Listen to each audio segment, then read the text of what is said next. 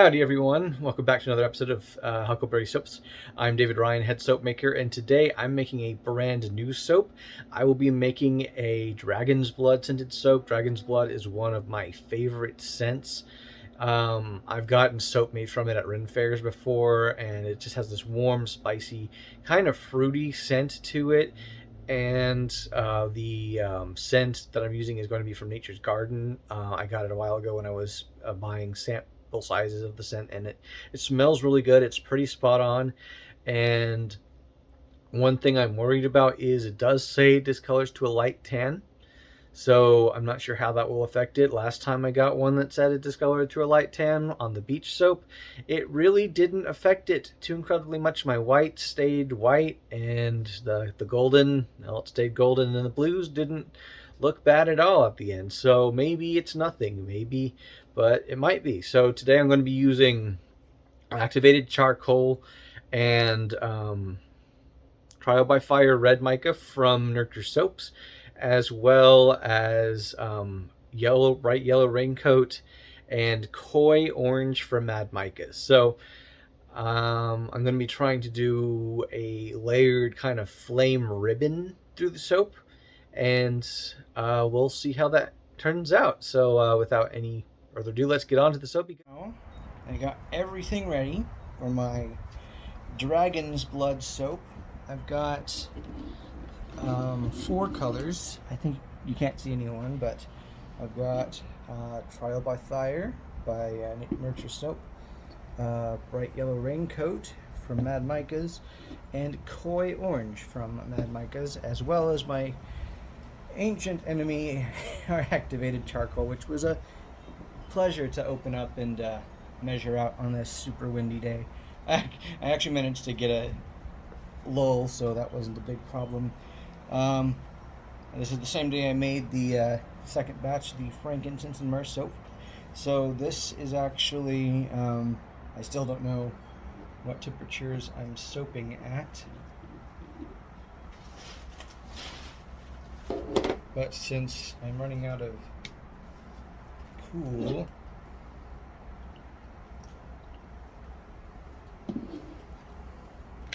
I have to be very cognizant of the time that I have, and it is cooling everything off pretty rapidly. So I'm going to pour my lye solution and lactic acid in here. Yeah, I was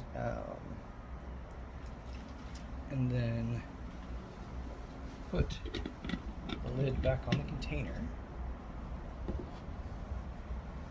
and we're going to give it a stir.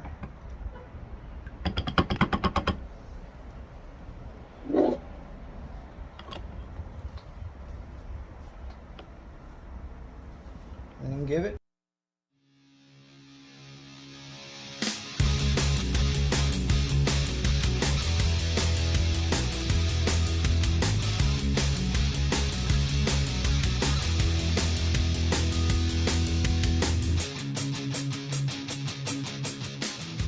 I think that'll do me for this stage of things.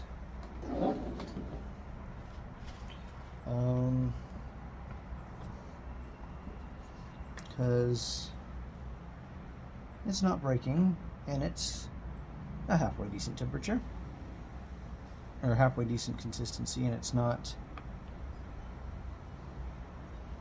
I'm going to be working with a bunch of colors, so I kind of need as much as I can. Then I'm going to go ahead and put my Dragon's Blood fragrance oil and kaolin clay directly in here. It smells very good, very herby, fruity, resiny. It's one of my favorite scents, so this is why I wanted to give this a try. And then I'm going to measure 85 grams of this into each of these containers.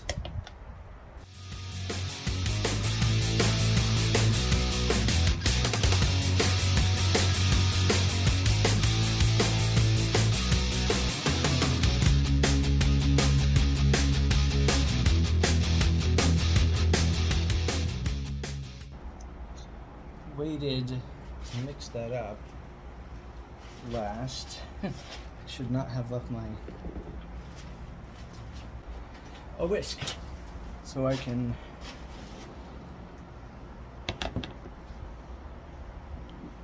I do actually need to mix the activated charcoal first, because that is going to be the base of this.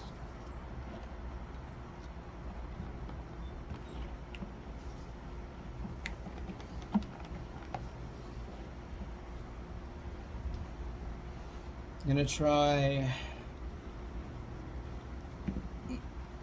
kind of a drop swirl type thing. I don't have a wire hanger that I can bend to do a hanger swirl, which is what I really wanted to do with this, but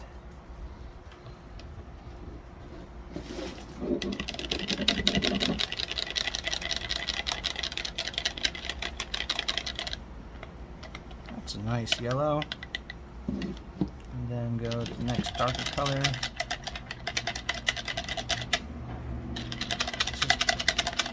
Koi orange, which looked a bit more red, and this is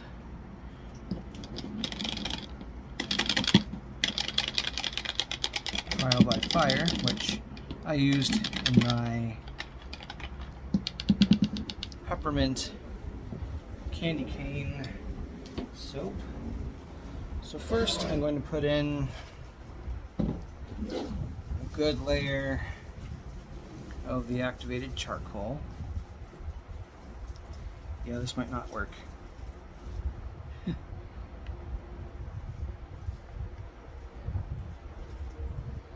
the activated charcoal is actually setting up extra fast. And then my second, I'm going to pour some of this Trial by Fire down, then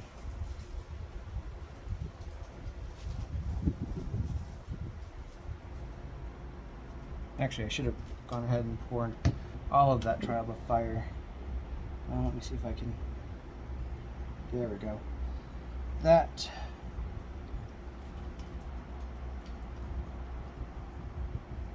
will work. It is setting up super fast, so I think I blended everything a bit too hot. Pat that down, and then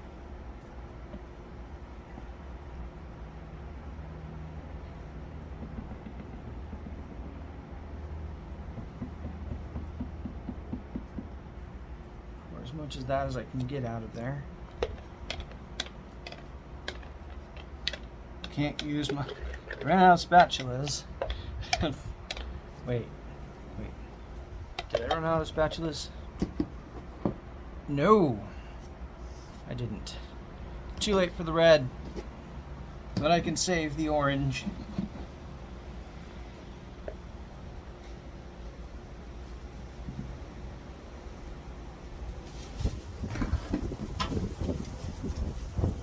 And the yellow, which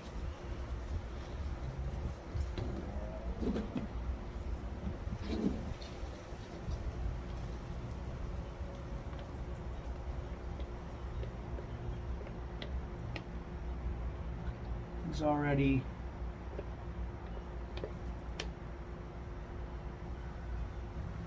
globulating. New technical soaping term, globulating. Okay. And so we're going to go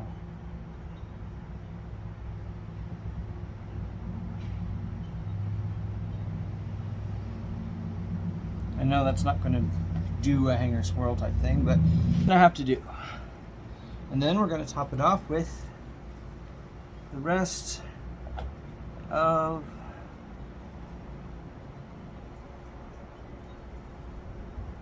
the activated charcoal soap.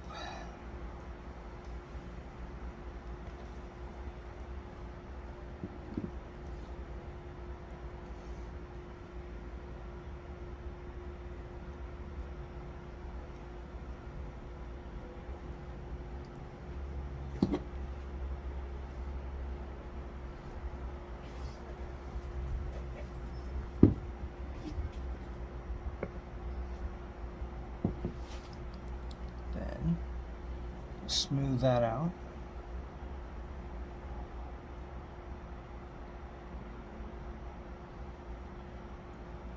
I'm going to definitely try this design again when I'm not working with limited outdoor warmth.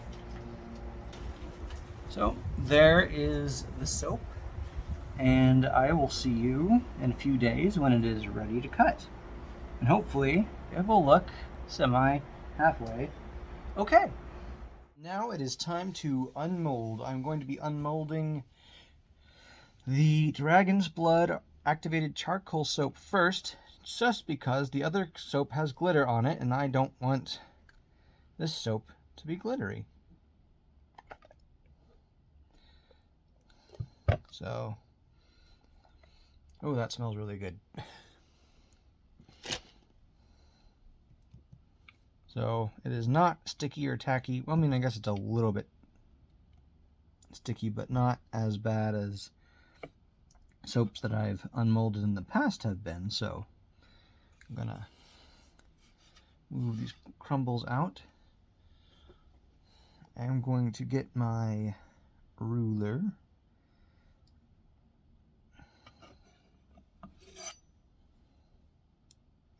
And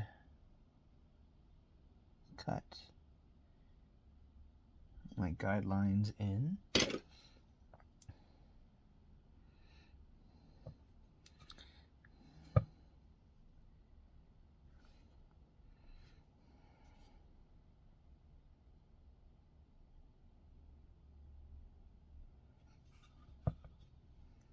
And then cut. Oh, that actually turned out really good. It's not what I wanted, but I like it. It's I definitely should have reversed the colors, but I think the little bit of swirl that I got there is actually good for what it is.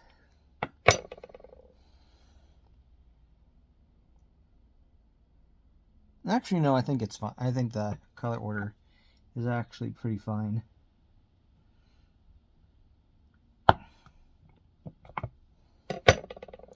And that one, it did get a gel ring in the middle, which next time I'm going to pop it and see if I can get it to go all the way through, although I've read and I've seen videos about how popping is not good for yellow colorants. But I got a nice fire there. Think it's a pretty decent blaze.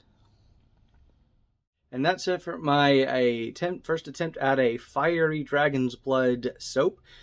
I'm not sure exactly what caused it to thicken up so fast.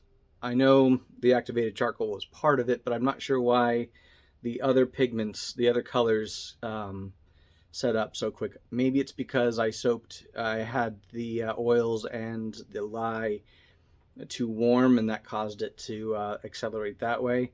Because when I was working with my frankincense and myrrh batch that I did before this, it stayed liquidy for a long time, and I actually had to thicken the bottom layer up by mixing it with my stick blender a little bit longer so I could play around and give it some texture, which is something that my first attempt suffered from, being too thin for too long.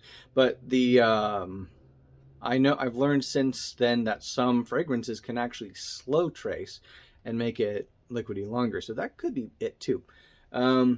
This fragrance oil said that it would discolor to a light tan, and on the top you can see that it's a little bit brownish, but it didn't really discolor the yellow or any of the inside colors. So I would maybe if you're doing something that you want to be really bright white or really light colored, you might want to be careful with it. But if you're doing saturated colors like this, I don't see a problem with it. This is David from the future, and I have had this curing for about a few weeks now, and it has in fact discolored to a light tan.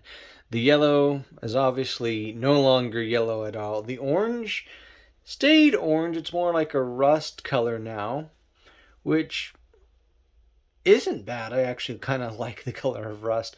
And the red actually managed to stay red pretty well. So I guess if you're going to try something like this with this particular fragrance oil, add a lot more colorant to the orange and the yellow.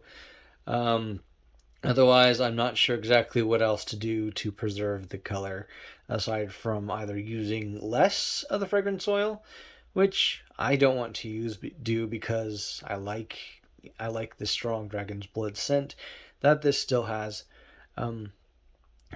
or finding a different one from a different company. But all of the ones that I saw online did say that they discolored to tan in some degree or another. Although I would say this is a bit more than just a light. It smells really good, and I'm really satisfied with what came out of it, despite the despite not being able to do exactly what I wanted with it at the time. So if you enjoyed this video, please give me a like and subscribe, and hit me up on Instagram and TikTok to see other videos that I do, shorter things that won't exactly belong on YouTube proper, and also pictures of my soap and anything that I decide to post at the time. And thanks so much again for watching, and have a great day.